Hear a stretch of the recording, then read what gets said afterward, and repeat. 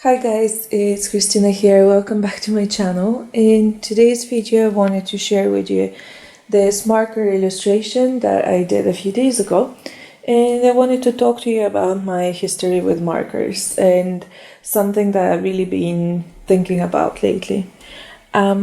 Basically I started using markers 4 years ago when I first started my university course, and I haven't mentioned this before, but I study architecture. So I was using maybe 3 different colors of pro markers in my sketchbook just for some really basic color diagrams that were related to my university work.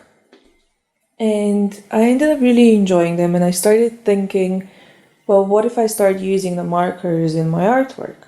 So I think I bought the skin tone set, and it was like a essentials set or something like that, from the Pro Markers variety again, and I got just some random colors that I liked, and I started using markers for my artwork, and I really enjoyed them. I would say that for my first year in university I would only use Pro Markers for my artwork.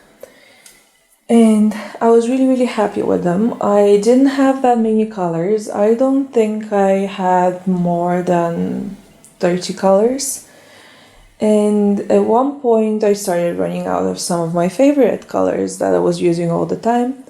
So I think I ran out of like 10 colors pretty much at the same time. And it just, instead of going out and buying the colors that I needed, I just stopped using my markers altogether, which makes no sense because I did enjoy them so much while I was using them. But for some reason I chose not to rebuy them. And I found it very difficult to use the colors that I was left with because they were not necessarily working well with each other. And it just got frustrating. So I just sort of forgot that I have markers, and I moved on to something else. I don't even remember what was my stage that I went through after markers, because I go through these weird stages when it comes to art. Like for a year or so I would obsess over one specific media or one specific material, and then I'll just get bored with it and I'll move on to the next thing. And I think this is kind of what happened with my marker drawing thing that I had going on. But yeah, I wasn't really reintroduced to markers until last year around my birthday. 2 of my friends got me one of the larger Spectrum Noir sets, and my boyfriend's parents got me a set of Copic markers. The sets that is like 4 or 5 markers with the multiliner, and I was really interested in just trying them, so I didn't want like a huge set. So that was perfect. They got me like skin tones, I think, and I really like the Copic markers, and I really like the Spectrum Noir markers. Now I prefer both kinds for different things when it comes to my artwork, but they are both good quality, and I like the ink in both of them. But what I've been using my markers for the last year since I got them is I would use them in my watercolor work or like my pencil drawings and things like that, just to add little details and enhance color and things like that. But I haven't really sat down and used them for a marker illustration, which is a shame because I really love the way that illustrations done with marker look, and I've been doing it in the past, so I don't know what was stopping me and why I was not using them for the same thing again. And I found this old sketch of this girl that you see in this video, and I transferred it on a clean sheet of paper, and I decided that I'm gonna use my markers for this drawing. Now, what I forgot to mention is that since my friends got me the Spectrum Noir set and my boyfriend's parents got me the Copic marker set. I've been buying both Spectrum Noirs and Copics on my own, and I'm slowly building my collection. I don't have that many colors, but I make it work with what I have, and I use both kinds for this drawing.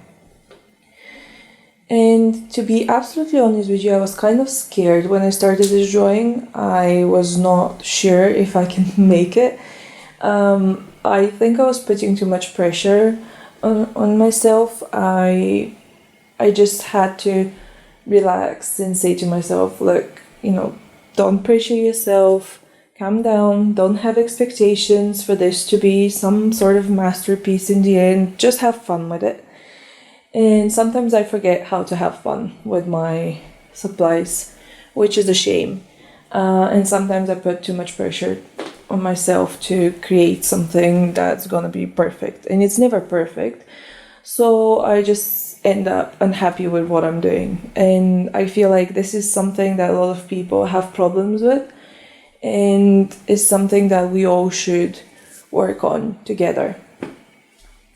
But yeah, anyway. So I'm actually quite happy with the way this drawing turned out. There's still some things in my style that I want to work on when it comes to markers especially. But I think for a first attempt, it's pretty decent. And I really, really enjoyed it. And I'm definitely going to be doing more drawings like that. And I think I'm going to be recording my marker illustration journey and sharing it with you guys, because I think it's very interesting to see how when you challenge yourself to use something that you don't feel comfortable with, you can really, really improve.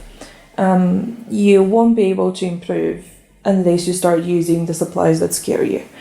And in the past, I would have this problem where I would look at my markers and I'll be thinking, but like, do I really want to waste them on this drawing? Like, I'm not that good with them. Maybe I should just leave them for something else. And that's just stupid. The money is already spent.